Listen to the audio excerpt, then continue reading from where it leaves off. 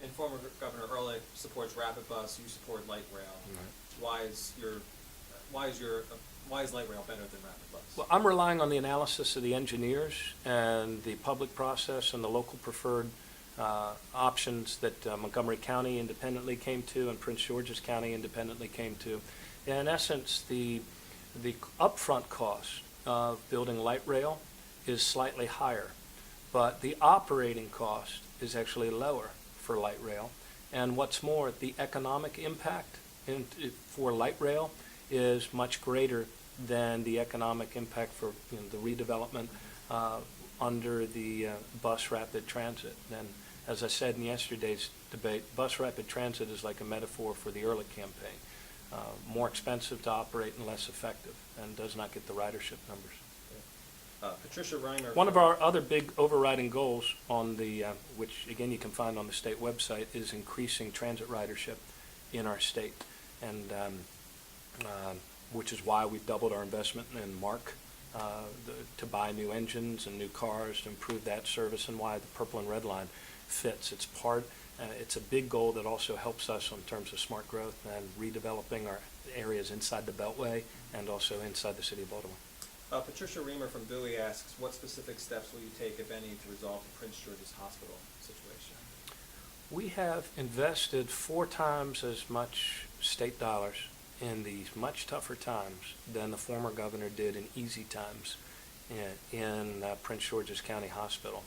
And we're not walking away from this until we complete the partnership or the transformation of Prince George's County Hospital into a world-class hospital.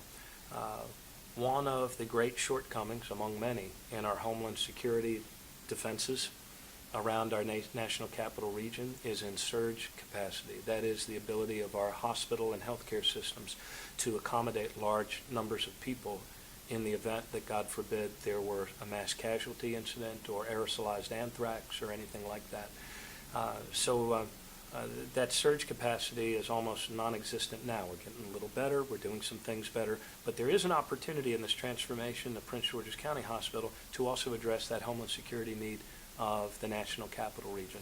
Senator Mikulski, Congresswoman Edwards have really been pushing that notion federally, and the University of Maryland has been doing its due diligence and looking at Prince George's County Hospital in terms of their ability to partner there, and that's what it's going to take. We need a hospital a hospital of excellence to join with Prince George's County Hospital so that it becomes a hospital of choice and not a hospital of last resort.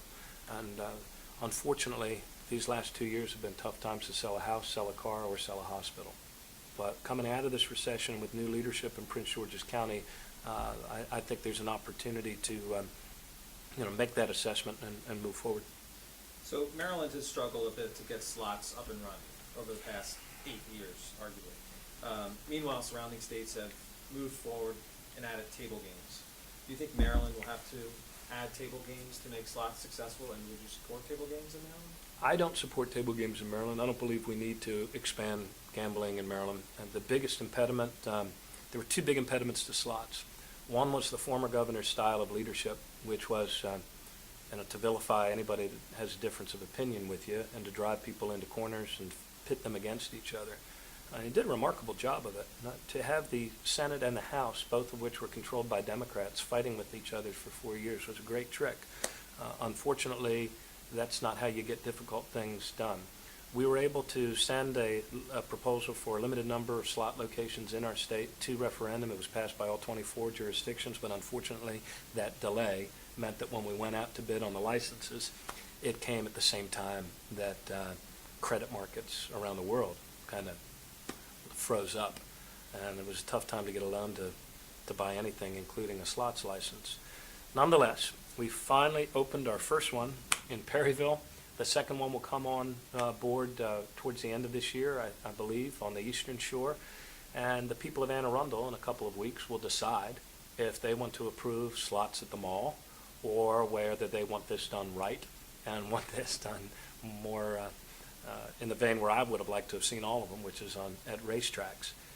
The former governor twisted a lot of arms, was paid a lot of money by the casino interest that Mr. Cordish is pushing for slots at the mall at a residential area, sent his emissaries to the Republican County Council.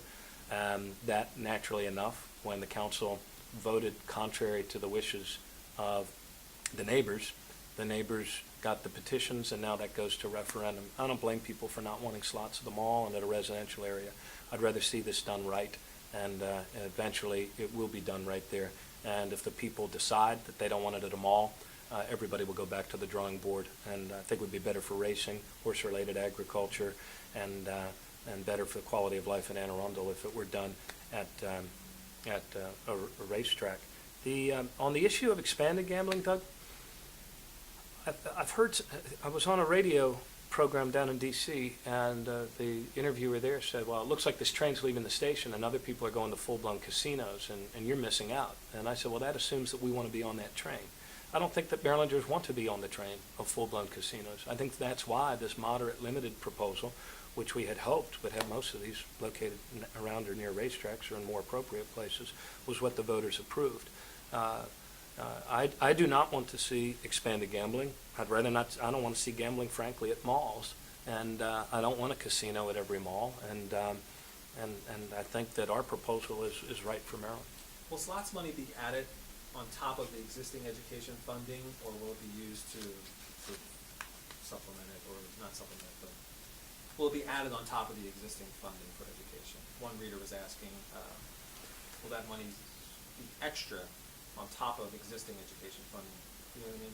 Yeah, I don't want to misspeak, so let's go check the fine points and come back on that one. Sean, you want to contact the state satellite through your BlackBerry there and get a proper answer to that? I don't want to misspeak. Sure. Former Governor Ehrlich has... By the way, we've had a record year of funding for education, and education funding goes up every year. But I want to make sure I give you the tight, right answer on that.